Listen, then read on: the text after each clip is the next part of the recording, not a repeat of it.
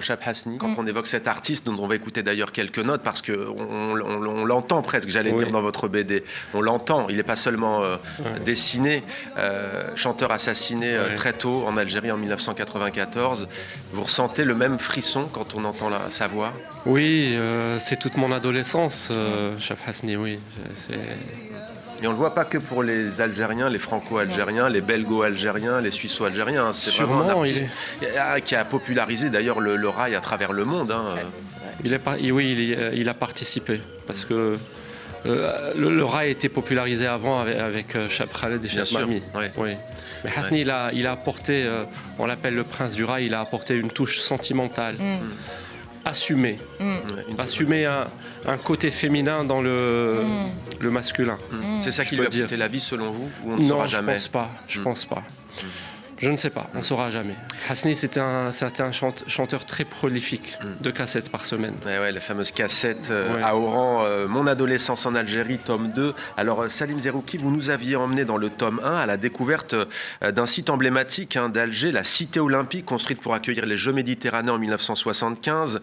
Vous racontez à l'époque votre rêve de rejoindre la Chichi, la jeunesse privilégiée du pays, où on ne rate pas un épisode de la série américaine Beverly Hills. Dans ce tome 2, vous continuez notamment, qu'est-ce que vous avez voulu nous montrer les rêves d'un adolescent dans un contexte, pour ne pas dire chaotique, mais tragique.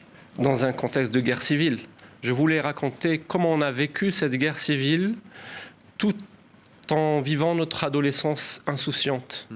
C'est ce que je voulais raconter. Comment nous, à Alger, on a vécu ça. En sortant avec les copains, les copines? En sortant très rarement, mais en essayant de sortir, oui. La peur au ventre ou c'était La peur au ventre, il y avait le couvre-feu, il y avait les bombes qui explosaient tout le temps, donc on ne sortait pas trop.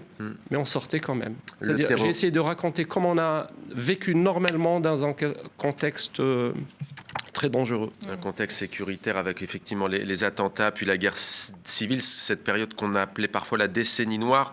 La BD, elle commence très tôt sur l'assassinat d'un homme, Mohamed Boudiaf. Et vous reprenez ces dernières paroles dans ce livre. Et la religion n'est pas en contradiction avec le progrès. L'islam est compatible avec le progrès. Et les pays qui nous devancent, grâce à quoi nous devancent-ils? Ils nous devancent grâce à la science. Point d'exclamation. Et l'islam. Et là, on entend une rafale, une scène, hélas, que beaucoup trop connaissent. Vous nous remettez vraiment beaucoup dans l'ambiance de cette période. Quel souvenir, vous, l'adolescent, Salim, vous gardez de cette période? Parce qu'en fait, à la fois dans votre BD, il y a la tragédie, la mort, mais il y a aussi la vie, le chant, l'amour. Oui, j'en garde un très bon souvenir, parce que pour moi, mon adolescence, elle était très joyeuse. C'était une adolescence où je me suis beaucoup amusé, mais en même temps, il y avait la guerre civile qui était à côté. C'est pas facile à dire ce que vous dites, parce que vous connaissez à l'ère des polémiques, des réseaux sociaux. C'est pour ça que je préfère tout de suite vous interrompre et vous le dire. Dire je me suis amusé, mais en fait, les gens vivaient malgré tout. Et d'ailleurs, les Algériens connaissent beaucoup cette expression, malgré tout. Mais c'est ça, malgré tout, on a survécu. Et je pense qu'on a survécu grâce à ça. Et quand j'ai fait cette bande dessinée-là, quand je reprenais des faits historiques, c'est-à-dire des massacres ou des bombes, j'avais du mal à situer cette date-là avec ce qui est arrivé dans ma vie. Genre, par exemple, quand j'ai eu mon bac en 97, pour moi, en 97, c'était la plus belle année. L'année du bac. L'année du bac. Mais je me suis rendu compte que c'était l'année des massacres. Et j'arrivais pas... Dans ma mémoire, c'était vraiment séparé. Les massacres, c'était bien avant. C'est un réflexe de défense aussi.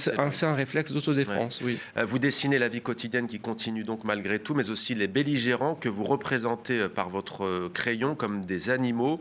Les loups pour les islamistes, les hyènes pour l'État, couleur rouge sang. Pourquoi ce choix? Ce choix, je l'ai fait à partir du tome 1. Quand j'ai commencé à dessiner les documentaires animaliers qu'on nous passait pendant qu'il y avait la révolte d'octobre 85.